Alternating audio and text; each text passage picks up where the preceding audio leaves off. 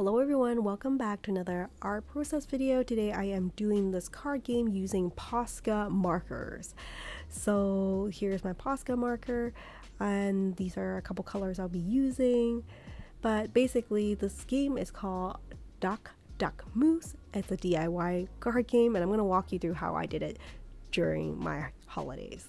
So here I have a whole bunch of blank playing cards I just picked up online, and like they were standard card size, which was really helpful.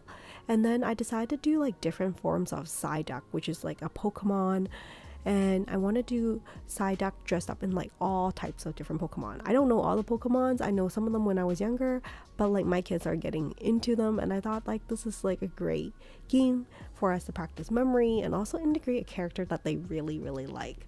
Okay, so I have PSYDUCK dressed up as Meow and then Score Bunny, and I just want to show you they all come in pairs. So for all of these cards I had to draw duplicates, and I think I had a total of like 42 cards or 43 cards or so, and they were all duplicates. They were all like PSYDUCK dressed up in other Pokemon, with the exception of one, which is a moose. So here you can see there's Snorlax as well. It was really fun actually trying to think about like what Pokemon do I want to integrate, and then like also want to limit my color palette, because I find that having a more limited color palette makes me get a bit more creative with what I draw and how I draw it.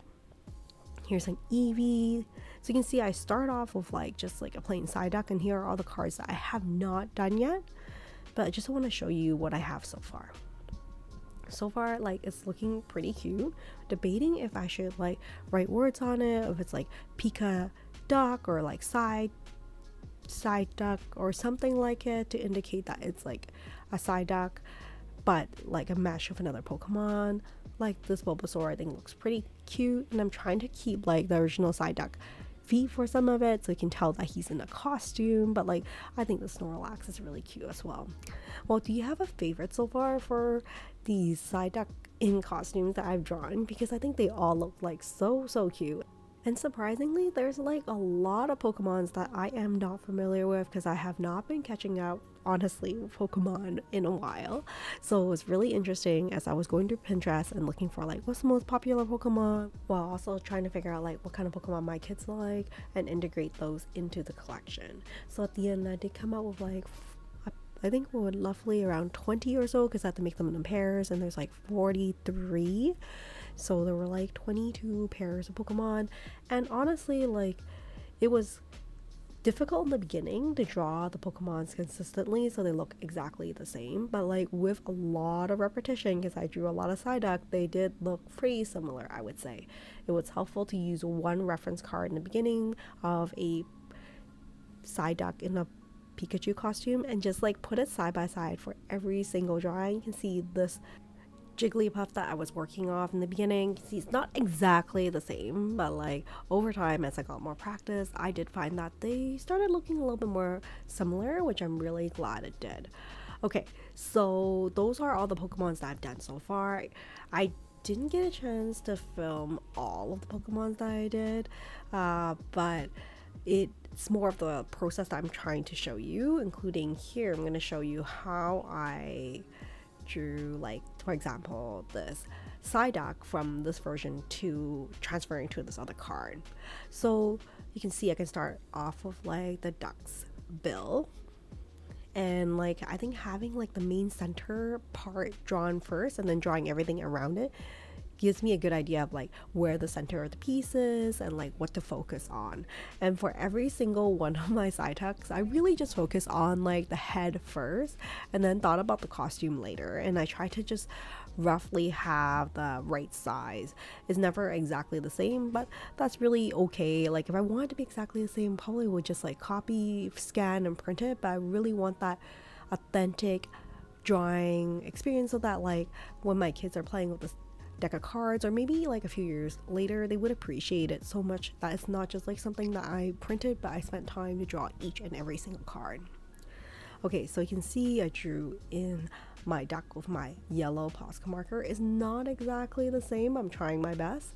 Here I'm using a light orange, almost like an apricot color, just to color in the bill.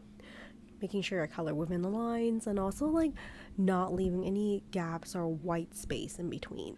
I know it doesn't look great right now, but once you start adding in the brown outline, it does come together a lot like more closely than what it is.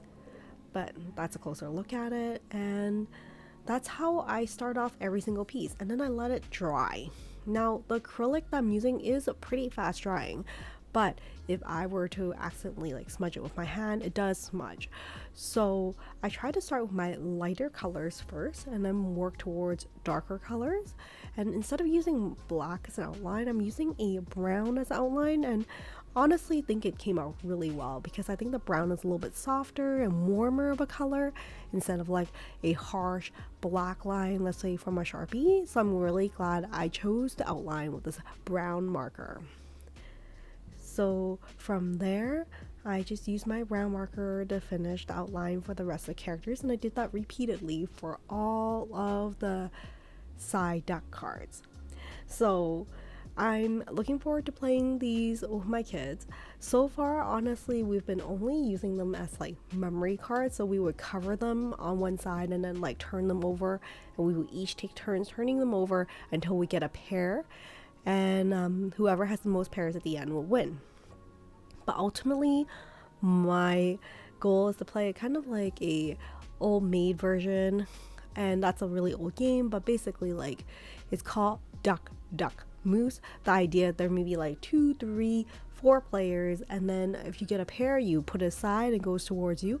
And then of course there's one card, which is the moose, that doesn't have a pair, so whoever has that last will lose the game. So that is what I'm going for here, but so far pretty happy with just having the opportunity to draw. I thought this was really fun, nice way for me to practice my artwork, because frankly with the kids not napping as much on the weekends, I don't have time to do like larger pieces, and I thought these playing cards were like really easy way for me to do little pieces here and there whenever I have time, and I have a really clear direction, so I know what I'm drawing when I have time to sit down and do it.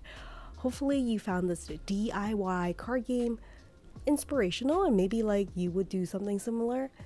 I also have some ideas for other card games in the future, so I might do a couple more art process videos coming up of like other games, and you'll see that coming up. Well, thank you so much for joining me in this art process video of this DIY card game. I hope you enjoyed it, and if you have any questions about how I put this together, feel free to comment below. Well, that's it for now. Thank you so much for joining me, and I will see you next time in another art process video. Take care and stay creative, everyone. Bye for now.